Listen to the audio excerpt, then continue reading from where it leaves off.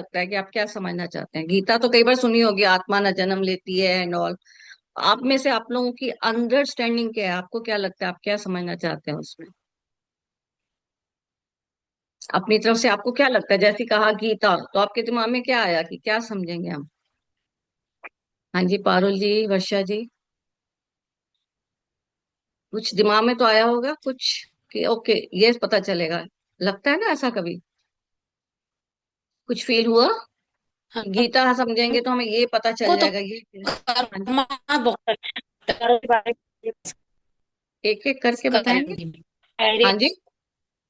अच्छा, मेरे आया है मैडम, मेरे अंकिता के हाँ जी, क्या आया आपके? कर्मा के ऊपर में। ओके, तो आपको कर्मा लगा के कि ऊपर मेरे कर्मा को समझ एकदम में आ बिल्कुल जाएगा, कि फ्रेंड है। अंडरस्टैंडिंग ऑफ कर्मास हो जाएगा आपके हिसाब से, कि कर्मा समझ में आ जाएगा अच्छे से, राइट? तो इसी तरह है, कईयों को लगे, मोस्टली हम्म। गीता के हिसाब से हमेशा सभी को क्या लगता है, कर्मा समझ में आ जाएगा, ठीक है। तो इसलिए मैंने इसका शीर्षक बदल दिया, मैंने लिखा इसे गीता समझें, कि हमें गीता समझ में आ जाए तो हमें अपनी लाइफ समझ में आ जाती है, कि हाउ टू लिव ला लाइफ। तो यहाँ पर इसमें मैंने 8 बुक्स का रेफरेंसेस लिया है। तो मैंने 8 बुक्स पढ़ी हुई हैं। तो एक तो गीता जैसे एज इट इज जो फेमस ही है आप लोगों की। एक मैंने ली हुई है ये वाली आपकी यथार्थ गीता से। फिर आपकी मैंने गीता ली है उसमें सरस्वती जी की, सत्यानंद जी महाराज जी की गीता है। एंड देन अपूर्वानंद जी की गीता है, अरविंदो की गीता है। और दो और हैं, एक तो है दीप त्रिवेदी जी की। मैंने इन सारी गीताओं को पढ़ा है, उसमें से जो मैंने सारांश निकाला है वो मैं आपके आगे प्रस्तुत करने जा रही हूँ। तो नमस्कार, मैं सीमा। मेरी आत्मा आपकी आत्माओं को नमस्कार करती है, और आपका मेरे साथ जुड़ने का बहुत बहुत धन्यवाद। नाउ अब इसमें क्या है कि गीता अगर आप ध्यान से देखें तो सबसे पहले क्या है कि गीता में हमारे पास 700 श्लोक हैं। 700 श्लोक हैं, जिसमें से आपके क्या है, 574 श्लोक तो कृष्ण जी ने बोले हैं, और 84 श्लोक हैं जो अर्जुन जी ने बोले हैं, और 41 श्लोक हैं जो संजय ने बोले हैं, और सिर्फ एक श्लोक है जो धृतराष्ट्र ने बोला है, और वो ही पहला श्लोक है। तो गीता स्टार्ट ही किस श्लोक से होती है? धृतराष्ट्र के श्लोक से। तो धृतराष्ट्र जी कौन थे? अंधे थे। तो यहाँ पर हमारा क्या है कि इस गीता से हम अपनी बॉडी को समझेंगे, कि हम बॉडी से क्या है, हम कैसा वर्क करते हैं। हमारी बॉडी क्या है, कुरुक्षेत्र की तरह है। तो हमारी बॉडी कुरुक्षेत्र की तरह है, जिसमें हम लोग सब क्या है, अभी अंधे हैं। और अगर गीता का लास्ट जो श्लोक है वो कृष्ण पे समाप्त होता है, मतलब अंधों से स्टार्ट होके हमें सारी नॉलेज हो गई और हम कृष्णमयी हो गए। ये आपकी गीता का स्टार्टिंग है एक्चुअली। तो अंधे क्यों है धृतराष्ट्र? धृतराष्ट्र को अंधा क्यों बताया गया? हमें क्या बताया, हमें उसका उसमें क्या समझाया गया है? कि अगर हम देखें तो हम सब अंधे हैं। हम सब अंधे किस चीज के हैं? हम सबको क्या रहती है हमेशा अंधे, मतलब हमें जिज्ञासा रहती है। अरे वहां पार्टी थी, पता नहीं वहां क्या हुआ होगा। अरे मेरे ये वाला काम नहीं हुआ, पता नहीं ये कैसे होगा। हमें हर समय क्या रहती है? जिज्ञासा रहती है। तो हम सब जिज्ञासु हैं। तो हमारी मतलब आईज जो अगर बंद है, फिर भी हमारे अंदर क्या है, एक जिज्ञासा चलती रहती है, वहां क्या हो रहा होगा, उसने क्या कहा होगा, उसने मुझे ऐसा क्यों कह दिया। तो हमारे यहाँ ये कि ये जो जिज्ञासाएं हैं, इन सबको समाप्त करती है हमारी गीता। तो धृतराष्ट्र से शुरू किया, तो धृतराष्ट्र में क्या है, षट दोष हैं। हम बोलते हैं ना, काम क्रोध मोह लोभ अहंकार।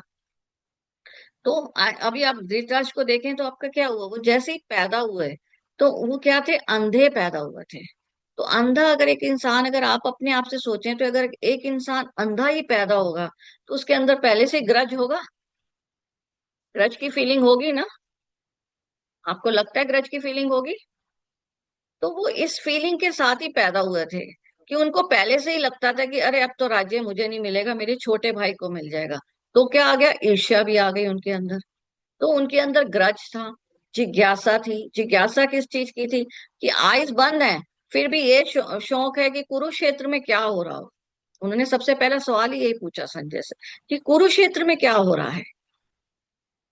तो उनके अंदर जिज्ञासा है। वो अंधे हैं, तो अंधे में जिज्ञासा है, तो मतलब हम सब क्या है, हम सब में जिज्ञासा रहती है, हम सब में ईर्ष्या रहती है। हम सबको समझाया गया है कि षट दोष को खत्म किया जा सकता है। तो उनमें क्या थी, ईर्ष्या आ गई थी। क्यों? क्योंकि उनको अपने पांडव भाई से ईर्ष्या होती थी कि अब राज्य तो उसको मिल जाएगा। तो उनमें एक ईर्ष्या की भावना थी। दूसरी उनमें क्या थी, उनमें सेल्फिशनेस आ गई थी।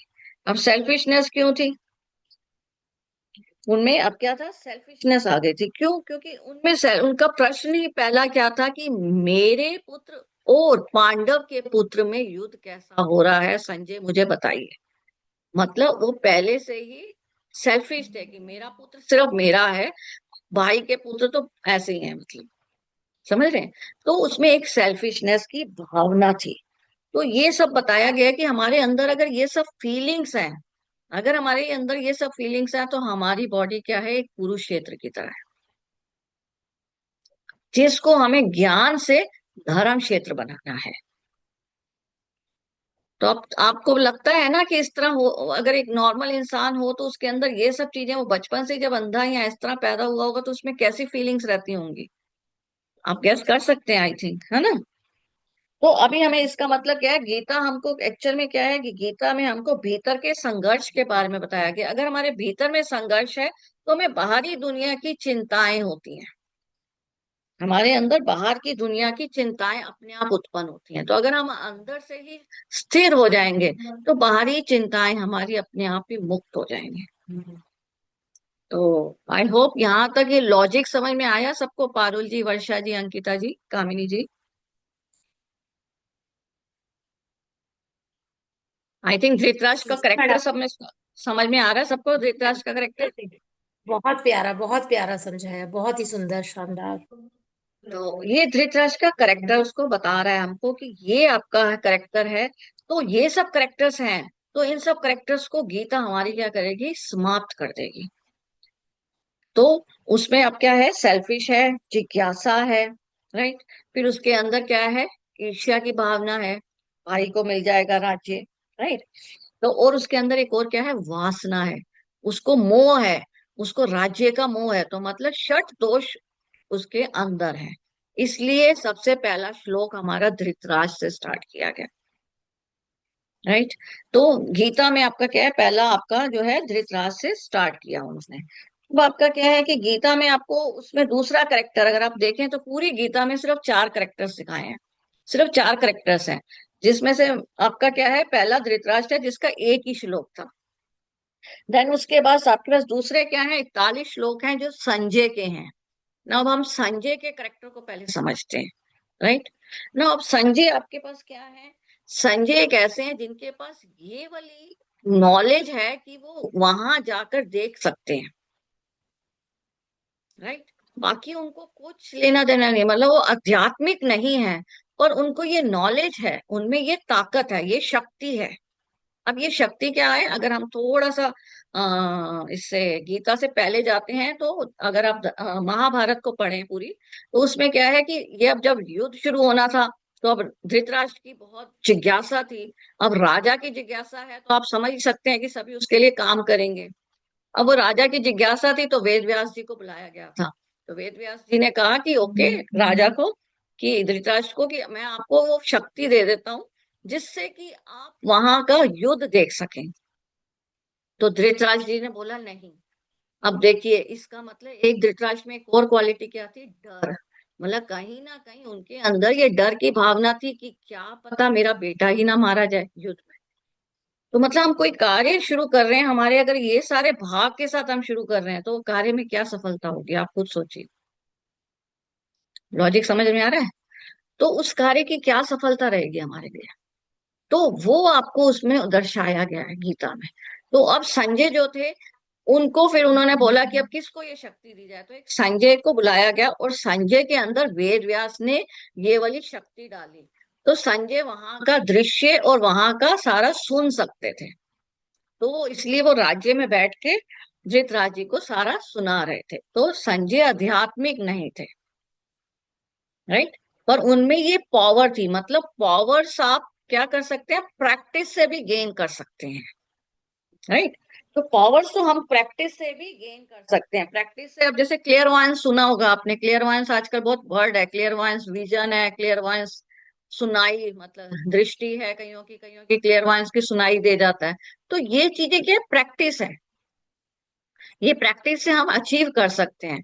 तो अभी अगर अमेरिका में शिकागो में है एक टेड साइरियो के नाम से एक पर्सन है, उनमें इतनी ये पावर है, वो जरा सा भी आध्यात्मिक नहीं है, पर उनमें इतनी पावर है कि वो क्या करते हैं कि जो विचार करते हैं ना, उसको स्क्रीन पे दिखा देते हैं। सोचिए कितनी शक्ति उन्होंने अपनी डेवलप कर ली। अगर मैंने कोई विचार किया, हम लोगों के दिमाग में विचार आते रहते हैं ना, उस विचार को वो एक स्क्रीन पे दिखा पाते हैं, और वो इस चक्कर में फेमस है, और अपने विचारों को स्क्रीन पे दिखाते हैं। तो उस टेक्नोलॉजी को उन्होंने थॉटोग्राफी बोला हुआ है। जैसे फोटोग्राफी होते हैं ना, थॉटोग्राफी उन्होंने इसलिए उसका नाम दिया हो। तो अगर आप नेट में चाहें तो आप सर्च भी कर सकते हैं गूगल करके। तो टेड सीरियो है शिकागो में, जिनका ये क्वालिटी है।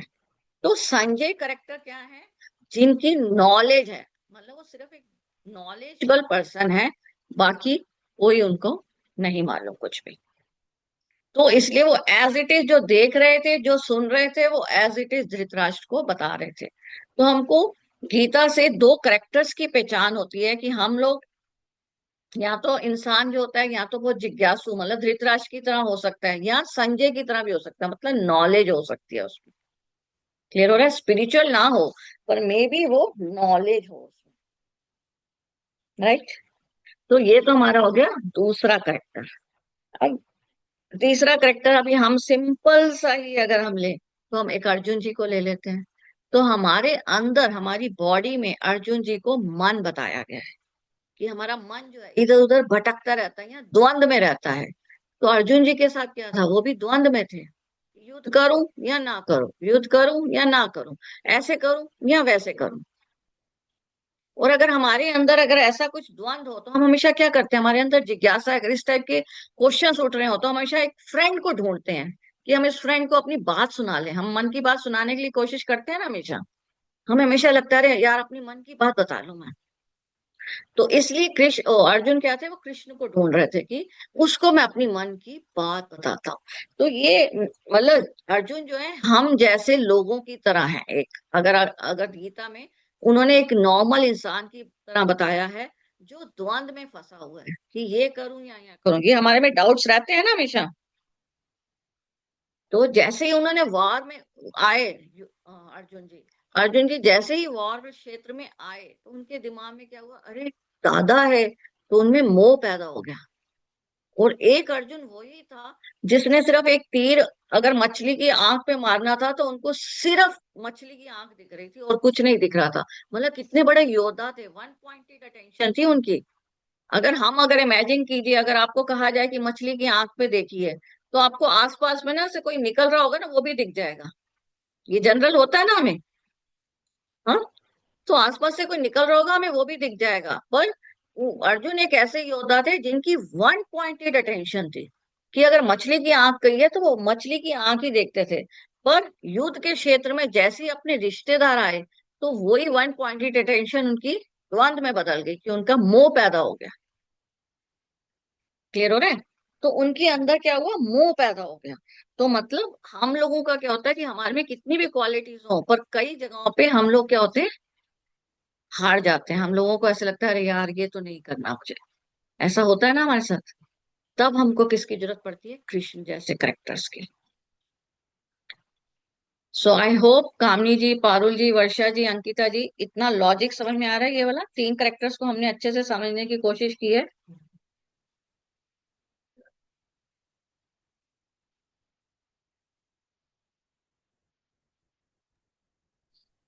एक तो बार आप शॉर्ट में मैम फिर से बता देंगे?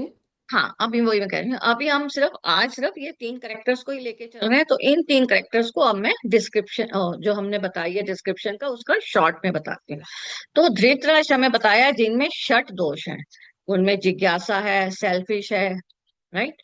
उनमें जिज्ञासा है, सेल्फिश है, और उनमें आपका क्या है कि अंदर का संघर्ष चल रहा है, उनमें ग्रजेस हैं, उनमें भय है, फियर है। राइट। तो उनके अंदर षट दोष के वो कारण है उनके अंदर, तो उनको षट दोष का प्रॉब्लम है समझ लीजिए। तो हमारे अंदर की अगर ये षट दोष होगी तो उसका मतलब क्या है, जैसे ही अगर हमें कोई काम करने जा रहे हैं और अगर हमें कोई ऐसा फीलिंग आ रहा है कि नहीं ये ऐसा है या वैसे है, तो इसका मतलब हम षट दोष से काम कर रहे हैं, तो हमें परिणाम सही नहीं मिलेगा। गीता हमें सबसे पहले वही बता देती है। तो एक सत्य की भावना से अगर हम काम करने जा रहे हैं तो परिणाम भी सही है, क्योंकि परिणाम हमेशा ऊपर वाले ने ही लिखा हुआ है। अगर आपके परिणाम क्यों होता है, क्योंकि आपके भाग्य में होता है जो। अभी इसमें गीता में आगे बढ़ते जाएंगे तो आपको पता चलेगा कि हमारी बॉडी का 12% ही सिर्फ भाग्य होता है। तो वो 12% भाग्य और 72% हमारी बॉडी होती है। तो मतलब हम 72% के कार्य करने से अपने भाग्य में भी चेंजेस ला सकते हैं। पर भाग्य का वो जो फल है वो उन्होंने निश्चित किया हुआ, पर उसको कम बढ़ा सकता है भगवान। ये आपका है पहला कि धृतराष्ट्र। तो वो जिज्ञासु है, उनमें कामना है, उनमें फियर है, उनमें ग्रज है, ठीक है, उनमें सेल्फिशनेस है, और उनमें ईर्ष्या भाव है। ये हमारे धृतराष्ट्र के करेक्टर्स हैं। और दूसरा है संजय, जिनमें सिर्फ नॉलेज है, बाकी उन्हें कुछ नहीं मालूम है अभी तक। वो आज ना जैसी लाइफ चल रही है बस उनको उसी से कोई मतलब नहीं। तो संजय एक करेक्टर है जिसने अपनी क्वालिटी को, ये वाली क्वालिटी को उभारा है, जबकि वो क्वालिटी उन्होंने अपने आप से नहीं उभारी थी, उनको वेद व्यास जी ने दी थी। तो वेद व्यास जी ने उनको ये क्वालिटी दी थी। और उसके बाद हमने तीसरा करेक्टर देखा अर्जुन, जो हम सब हैं। हम सब एक अर्जुन की तरह हैं। जो क्या होता है, जो हम लोग कभी किसी किसी कार्य को करने से पहले मोह में फंस जाते हैं। ये जनरल होता है ना हम सबके साथ, कि हम मोह में फंस जाते हैं। तो ये सारा आपका क्या है, वो अर्जुन का एक करेक्टर है। सो आई होप ये तीनों करेक्टर्स हम लोगों को एग्जैक्टली लॉजिक समझ में आ रहा है। सो ये हमारे तीन करेक्टर्स के लिए हमको ये गीता का, हमने ये तीन करेक्टर्स आज समझे हैं। कल हम कृष्णा को समझेंगे ताकि हमको ये समझ में आए कि ओके कृष्णा का क्या रोल है। फिर उसके बाद हम इसको गीता को एग्जैक्टली स्टार्ट करेंगे श्लोक वाइज। तो आपको लॉजिक समझ में आ रहा है कि हमारे को किस वजह से गीता से समझ में आएगा। गीता हमको इस तरीके से समझ में आएगी तो हम गीता को समझेंगे और उसको अपनाएंगे अपने जीवन में, तो हम ऑटोमेटिकली इसको कर सकेंगे। अब इसमें क्या है कि आज तो हमने सब इन करेक्टर्स को समझा है। धीरे धीरे हम इसके साथ एक्सरसाइजेस भी करेंगे, छोटी छोटी 5 मिनट्स की एक्सरसाइज करेंगे कि अगर हमारे अंदर ये चीज आ रही है तो इसको कैसे हमें डिलीट करना है अपने अंदर, ताकि हम अपनी सेल्फ इंप्रूवमेंट भी कर सकें साथ में। So I hope you all have enjoyed. So अगर किसी का कोई प्रश्न है तो पूछ सकते हैं। मैम एक्चुअली मुझे गीता का थोड़ा लॉजिक कम समझ में आता है, उसका कॉन्सेप्ट। ओके। एक्चुअली मैम उसमें बहुत गहराई में ज्ञान दिया हुआ है। हाँ और तो अभी मैम वो गहराई में, ज्ञान, हाँ बोलिए। वो ज्ञान हम मैम अपने निजी जीवन में लगाने में मैम, मैम जैसे जब तक समझ ना हो तब तक मैम वो हम लगा नहीं पाते हैं। तभी तो हम गीता समझे लिखा है ना, कि हम इसको समझ लेंगे, अगर हमारा ये कंप्लीट हो जाएगा तो मैम हम उस ज्ञान को पढ़ा लगा तो मैंने पाएंगे। बहुत बार है, पर समझने में बहुत समय लगा है मुझे। एग्जैक्टली इसलिए मैंने इसको समझना लिखा है। मैंने ये इसलिए समझना इसको मतलब इसका शीर्षक बदला। मैं आपको ये बता रही हूँ ना स्टार्टिंग में, कि मैंने इसलिए इसको समझना लिखा। अगर आप देखिए तो आप धृतराष्ट्र को इस तरीके से समझ रहे थे।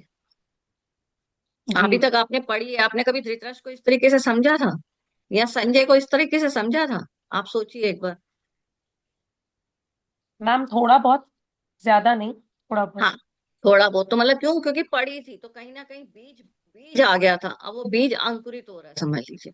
तो गीता जी जितनी बार पढ़ेंगे हमें और लॉजिक क्लियर होंगे। तो इसलिए हमने छोटा छोटा लिया है कि हाफ एन आवर का ही हम सेशन ले रहे हैं, ताकि हम इसको अच्छे से धार सकें, इसको अच्छे से धारण कर सकें। क्लियर हो रहे हैं? जी। तो हम आई हाँ, थिंक यहाँ पर अभी आप देखें तो संजय का या अर्जुन का करेक्टर कभी इस ढंग से सोचा था कभी? हम अर्जुन नहीं को एक मैम, वो अर्जुन अब की तरह उनके, देखते हैं ना। हाँ बोलिए। जी जी, आप उनके व्यक्तित्व के बारे में पूरा खुल के बता रहे हैं ना, मैं खुल के उनके इसलिए बता रही हूँ कैरेक्टर क्योंकि के हम बारे अपने में। व्यक्तित्व में उसको ढूंढ सकें। मैं इसलिए तो कह रही हूँ, मेरी हाँ बॉडी एक जी कुरुक्षेत्र मानूंगी और उसको हम धर्म क्षेत्र तक ले जाएंगे अपनी बॉडी को। जी जी जी। समझ रहे हैं? तो ये ताकि मैं मैम इसलिए, ये गहराई में समझ के मैम हम अपने जीवन में उसको लागू भी कर पाए, वो हाँ चीज इसलिए मैं कह रही समझना हूँ ना छोटी छोटी एक्सरसाइज भी रखूंगी, इसलिए मैंने बोला ना। कि पहले हम जी करेक्टर्स को समझें, फिर हम श्लोक वाइज जब चलते जाएंगे तो अगर जैसे आप लोग ध्यान तो सभी करते ही होंगे आई थिंक, तो ध्यान उसने कृष्ण जी ने भी बताया है, कृष्ण जी ने सब कुछ बोला है। उसने सिंपली क्या कहा है, मुझको समर्पण कर दो। तो समर्पण किसको करना है और उसमें हमें कैसे पता चले कि हम समर्पण कर गए हैं, वो सब हम धीरे धीरे इससे पढ़ते जाएंगे तो हमें पता चलता जाएगा। जी जी जी बिल्कुल जी। तो ये आई थिंक, और किसी का कोई कोई प्रश्न हो तो पारुल जी, वर्षा जी, आई होप यहाँ तक जितना आपको मैम समझा तो इसका आपको रिकॉर्डिंग मिलेगा क्या? हाँ रिकॉर्डिंग हम भेजेंगे, कोशिश हम पूरी कर रहे हैं। अभी हमने मतलब आज फर्स्ट डे था ना, तो अभी थोड़ा सेट कर रही थी मैं उसको, पर मैं कोशिश पूरी कर रही हूँ कि मैं इसकी रिकॉर्डिंग भेजूंगी। ठीक है, इसी वाले ग्रुप में जो आपके डाल दूंगी मैं, तो इसको आप दोबारा भी सुन सकते हैं। ठीक है, सो आई बिलीव कि आपको लॉजिक क्लियर हुआ होगा कि हम इस तरीके से अपने करेक्टर्स में अपने में भी तो देख सकते हैं, हमारे सब में यही सब भाव तो होते हैं। Excuse me ma'am. हाँ मैम जी। एक्सक्यूज मी, मेरे कोई अच्छी टीचर की जरूर जरूर याद आ गई। वो तो चलो ठीक है, आपने सब पढ़ाया, मैं तो इसमें धार्मिक तो थी। स्कूल की टीचर की जरूर याद आ गई, जो बहुत अच्छा पढ़ाती थी ना, उसकी शक्ल जरूर याद आ गई मुझे। और कृष्ण जी तो ऐसा लगा कि कोई एक माध्यम भेज दिए, कि रूप भेज दिए कि बेटा अब तो सुन। चलिए देखते हैं, समझेंगे, हम आपस में इकट्ठे मिलके समझेंगे, इंटरेक्टिव लेकिन अब सेशन रखना एक चाहती याद हूँ मैं। जरूर दिला देंगे कि अच्छे से समझ रहे हैं, मतलब समझा रहे हैं, कॉन्सेप्ट क्लियर हो रहा है। कॉलेज में, स्कूल में कहो, ट्यूशन, वो मैडम लोग की जरूर याद आ गई कि चलिए बहुत अच्छी सुंदर बात है। मैडम, बहुत तो सुंदर। हम एक बैक वर्ड, टू एक स्कूल, मतलब। बैक टू नहीं, स्कूल हो वो गया स्कूल आपके। से नहीं, कृष्णा का स्कूल है ना। कृष्णा का हाँ स्कूल हुआ ना अपना। हाँ, कृष्णा का हाँ, स्कूल। है ना, तो वो, जो हाँ। हमारे लाइफ का है ये, है ना। हम्म। ठीक है ना अपनी लाइफ हाँ में जी हाँ जो हम कॉलेज जी, चल लाइफ रहा है, में, उसको हाँ। आप पढ़ाई कर रहे हैं और आप एग्जाम उसको दिलवाओगे आगे, हाँ कि अब जी, ऐसे करना, ये है, इसके लिए रेडी रहो। I am right friend? या राइट। अब इसमें ये है कि इसमें मैं कुछ कुछ कई बार स्लाइड्स के थ्रू भी कराऊंगी। ठीक है, अभी तो हम सिर्फ करेक्टर कैसे? समझ रहे हैं, धीरे धीरे हम इसको बढ़ाते जाएंगे। राइट। हाँ। आई hope you all have hmm. Enjoyed the session. बहुत अच्छा मैडम, बहुत सुंदर, बहुत सुंदर। एक एक शब्द आपने पूरा क्लियर करा। बल्कि वर्षा मैम ने पूछा तो भी दोबारा क्लियर करा। ऐसे नहीं बेटा, ऐसे, फिर दोबारा क्वेश्चन किया उसको भी, कि मतलब वाह मैडम, मजा आ गया। बहुत बहुत धन्यवाद। रोम रोम छिद्र खुल गए हमारे तो। जीवन धन्य हो गया। आगे हम, मतलब आज से ब्लेसिंग्स हो कि हम 4:30 बैठ कर जाए, कहीं भी दुनिया में हो, कहीं भी हो। सब तक घर में ही धन्य रहते हैं वैसे तो। बहुत बहुत सुंदर। देखिए, चलिए बीज मैं हमने बोया है और आगे बीज बो दिया है। इसका वृक्ष बहुत लंबा, ऊंचा, फलदार वृक्ष चाहिए मेरे को। हम्म, चलिए सो आज के लिए इतना धन्यवाद। ही। तो इसको हम आगे और आगे बढ़ाएंगे कल। मैम कल, कृष्ण जी के बारे में नहीं बताया आपने। अभी बोला ना हमने कल, क्या ज्यादा इसलिए हमने लंबा? बोला। अभी हम बोल रहे हैं करेक्टर्स को पहले समझ रहे हैं ना, अभी आज हमने सिर्फ 3 करेक्टर्स किए हैं, हाफ एन आवर था ना हमारे पास टाइम। तो हम कल करेंगे कृष्ण से, और एक बार इसको रिवाइज करेंगे इन तीनों करेक्टर्स को भी, ताकि हमको अच्छे से लॉजिक समझ में आ जाए। ठीक है, तो कृष्ण का करेक्टर क्या है, कृष्ण हमें किस तरह मिलेगा, या कृष्ण हमारी बॉडी में कैसे है, वो सब हम कृष्ण। तो कृष्ण एक अपने आप से ही बहुत बड़ा करेक्टर है ना, इसलिए उसको मैंने कल लिया कि ताकि हम पूरे हाफ एन आवर कृष्ण को समझेंगे, साथ में एक छोटी सी एक्सरसाइज करेंगे। ठीक है, चलिए दैट्स फॉर द डे। चलिए बहुत बहुत नमस्कार।